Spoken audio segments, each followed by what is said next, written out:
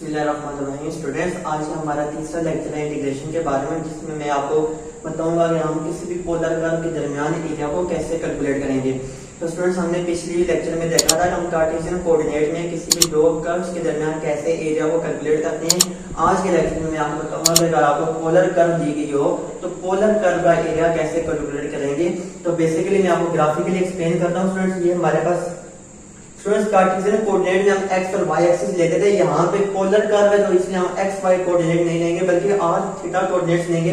तो x axis को हम थीटा कोऑर्डिनेट मानेंगे, जो वाई एक्सिस है उसको हम आर कोऑर्डिनेट यानी रेडियस का कोऑर्डिनेट मानेंगे। हमारे पास एक कर्व है, सपोज स्टूडेंट्स ये हमारे पास एक कर्व है।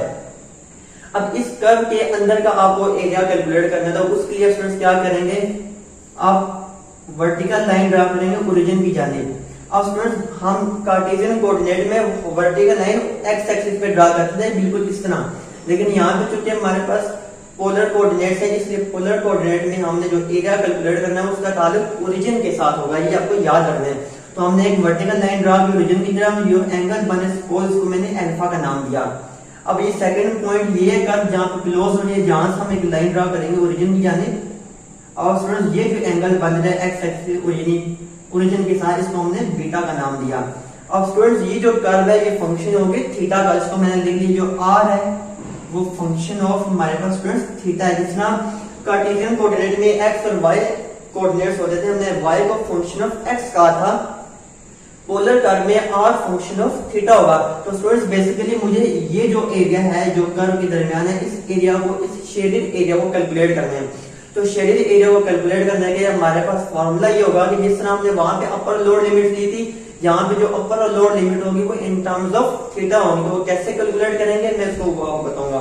तो स्टूडेंट्स, एरिया कैलकुलेट करने का हमारे पास फॉर्मूला होगा, area is equal to integration of 1/2 r square theta, theta equal to theta 1 to theta is equal to theta 2। तो स्टूडेंट्स, एरिया कैलकुलेट करने का फॉर्मूला हमारे पास ये आ चुका है। ये बेसिकली किसी भी पोलर कर्व का एरिया कैलकुलेट करने का फॉर्मूला है 1/2 आर स्क्वायर थीटा। अब जो अपर लिमिट और लोअर लिमिट और अपर लिमिट होंगे वो थीटा के फॉर्म में होगी। यहाँ पे थीटा हमारे पास कौन सा है, अल्फा और बीटा।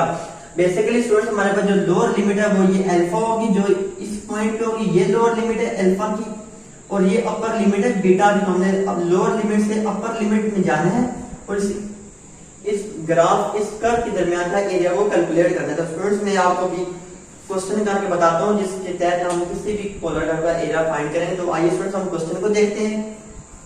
तो स्टूडेंट्स, मैं क्वेश्चन लिख रहा हूं।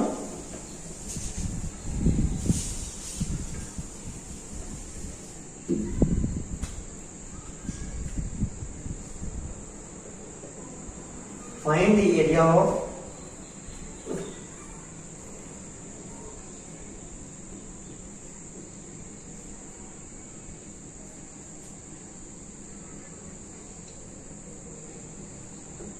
स्टूडेंट्स, ये मैंने एक फंक्शन हमें गिवन है आर, जो कि फंक्शन ऑफ थीटा है, जो कि 2 + 4 cos है। इस कर्व का हमें क्या फाइंड करना है, एरिया फाइंड करना है। तो आइए स्टूडेंट्स, हम इस कर्व का एरिया फाइंड करते हैं। सबसे पहले मैं स्टूडेंट्स आपको, अब सबसे पहले स्टूडेंट्स हमने कहा था एरिया फाइंड करने का फॉर्मूला जो मैंने आपको यहाँ पे बताया था, मैं लिख देता हूँ। Area is equal to half r square theta into d theta, theta equal to theta 1 to theta 2। तो स्टूडेंट्स, सबसे पहले आपको क्या करना पड़ेगा, आपको लोअर लिमिट और अपर लिमिट फाइंड करनी होगी इस फंक्शन की। तो जिसको यूज करते हो फंक्शन का क्या करेंगे, एरिया कैलकुलेट करेंगे।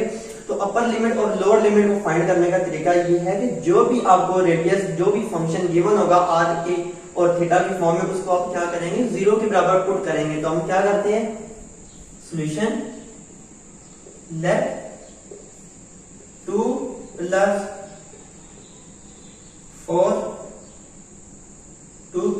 4 cos theta is equal to 0।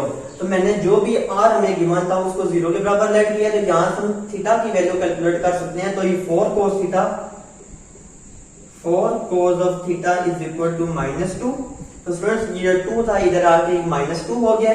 तो 4 मल्टीप्लाई हो रहा है 2 से जाके डिवाइड हो जाएगा। This means that cos of theta is equal to students -2/4 क्या आ जाएगा, -1/2। अब स्टूडेंट्स कोस थीटा की वैल्यू -1/2 आ गई। अब आपको ज़हन लगाना है कि थीटा की कौन सी वैल्यू ऐसे पुट करें जिसमें कोस की वैल्यू -1/2 आ जाए। तो आपको मालूम होगा जो थीटा है, थीटा स्टूडेंट्स वो एक 2π/3 आएगा। 2π/3 का मतलब है ऑलमोस्ट 120। कोस 120 पुट करें तो आपको जो थीटा की कोस थीटा की वैल्यू -1/2 मिलेगी। और दूसरा स्टूडेंट्स आपको थीटा की जो वैल्यू मिलेगी वो 4π/3। तो स्टूडेंट्स ये दो वो थीटा की वैल्यूज हैं जिन पे आपको कोस की वैल्यू नेगेटिव मिलेगी और -1/2 आंसर आएगा। तो स्टूडेंट्स हमने अपर लिमिट और लोअर लिमिट दोनों कैलकुलेट कर ली है। इन लिमिट्स को इस फॉर्मूले में पुट करेंगे तो आपको इस एरिया ऑफ दिस कर्व आपको मिल जाएगा। तो students area is equal to integration of 2π/3 4π/3 तो 1/2। अब r स्क्वायर थीटा r हमारे पास स्टूडेंट मौजूद था 2 + 4 cos थीटा 2 + 4 cos थीटा का whole square into d theta which is equal to integration of 1/2 2 का स्क्वायर स्टूडेंट क्या आ जाएगा 4 प्लस b का स्क्वायर 4 cos थीटा का स्क्वायर ये 16 cos square theta plus 2ab 2 2 4 4 4 plus 16 तो 16 cos theta into d theta. Students हमने scale का फॉर्मूला ओपन कर लिया। 1/2 को तमाम टर्म से मल्टीप्लाई करेंगे तो एरिया हमारे पास किसके बराबर आएगा, लोअर लिमिट 2π/3 अपर लिमिट 4π/3 2 2 4 तो ये आ जाएगा हमारे पास 2 प्लस 2 8 से 16 तो ये 8 cos स्क्वायर थीटा प्लस 2 8 से 16 होता है तो ये स्टूडेंट ये 8 cos of theta D theta.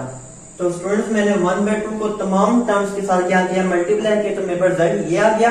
अब मैं इनको क्या करूंगा, बारी बारी इंटीग्रेट करूंगा तो area is equal to students जब हम 2 की इंटीग्रेशन करेंगे, मैंने आपको बताया था जब भी आप किसी कांस्टेंट की इंटीग्रेशन करते हैं तो कांस्टेंट बेसिकली बाहर जाता है और जो आप जिसके हिसाब से डेरिवेटिव ले रहे हो उसका डेरिवेटिव और थीटा डी थीटा का डेरिवेटिव लेंगे तो बेसिकली डेरिवेटिव और इंटीग्रेशन एक दूसरे का रेसिप्रोकल होते हैं। तो ये d से d इंटीग्रेशन कैंसिल तो ये 2 थीटा बन जाता है। तो 2 का इंटीग्रेशन स्टूडेंट्स हमारे पास 2 थीटा आएगा प्लस 8। अब cos के थीटा का स्टूडेंट हमारे पास कोई डायरेक्ट इंटीग्रेशन मौजूद नहीं है, इसलिए पहले cos को हम क्या करेंगे, फॉर्मूले में ब्रेक करेंगे। तो इंटीग्रेशन ऑफ cos के थीटा का फॉर्मूला होता है हमारे पास 1 प्लस cos 2 थीटा बाय 2। तो इसकी इंटीग्रेशन d थीटा के हिसाब से करेंगे प्लस 8 cos थीटा की इंटीग्रेशन स्टूडेंट्स क्या होती है, प्लस sin थीटा होती है। जिस तरह डेरिवेटिव और sin थीटा cos होता है, इस तरह cos की इंटीग्रेशन प्लस sin थीटा, तो ये प्लस sin थीटा। तो स्टूडेंट्स हमारे पास 2 की इंटीग्रेशन भी आ गई है, 8 cos थीटा की इंटीग्रेशन भी आ गई, लेकिन इस टर्म की इंटीग्रेशन हमारे पास नहीं थी। सबसे पहले इसको फॉर्मूले में ब्रेक किया, अब अगले स्टेप में इसकी इंटीग्रेशन करेंगे। तो students area is equal to 2 theta plus, अब स्टूडेंट्स ये 2 कांस्टेंट है तो ये बाहर आ जाएगा तो ये 8/2 integration of 1 plus cos 2 theta. 1 की इंटीग्रेशन स्टूडेंट्स हमारे पास क्या होती है, थीटा होती है प्लस cos 2 थीटा की इंटीग्रेशन है cos की इंटीग्रेशन sin 2 थीटा। और जो डेरिवेटिव है स्टूडेंट्स वो नीचे, जो एंगल का डेरिवेटिव वो स्टूडेंट्स नीचे जाके डिवाइड हो जाएगा तो 2 थीटा का डेरिवेटिव 2 आएगा। जिस तरह स्टूडेंट्स हमारे पास डेरिवेशन में हम जो एंगल का डेरिवेटिव आगे मल्टीप्लाई करते हैं, इसी तरह इंटीग्रेशन जो एंगल का डेरिवेटिव है जो वो नीचे आके डिवाइड होता है तो इस तरह प्लस 8 sin थीटा। स्टूडेंट्स हमने तीनों टर्म्स की इंटीग्रेशन ले चुके हैं। अब लोअर लिमिट और अपर लिमिट अप्लाई करेंगे। Lower limit 2π/3 upper limit 4π/3। तो स्टूडेंट्स मल्टीप्लाई करते हैं 2 1 2 2 4 8 तो area is equal to students ये 2 थीटा प्लस 4 थीटा, 4 को मल्टीप्लाई करेंगे तो ये 6 थीटा बन जाएगा plus 4 sin 2 theta by 2 4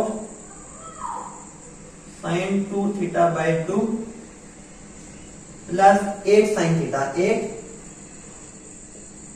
sin theta. Lower limit 2π/3 upper limit 4π/3।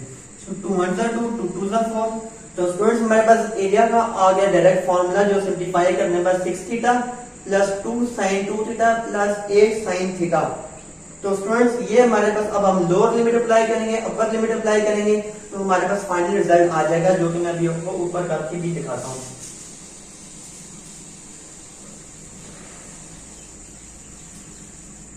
तो स्टूडेंट्स हमारे पास जो एरिया आएगा, एरिया इज इक्वल टू 6, अब थीटा रहेगा, 2 पाई बाई 3 पुट करेंगे, 2 pi by 3 plus 2 sine 2 theta है, 2 थीटा हम पुट करेंगे 2 pi by 3 plus 8 sine theta.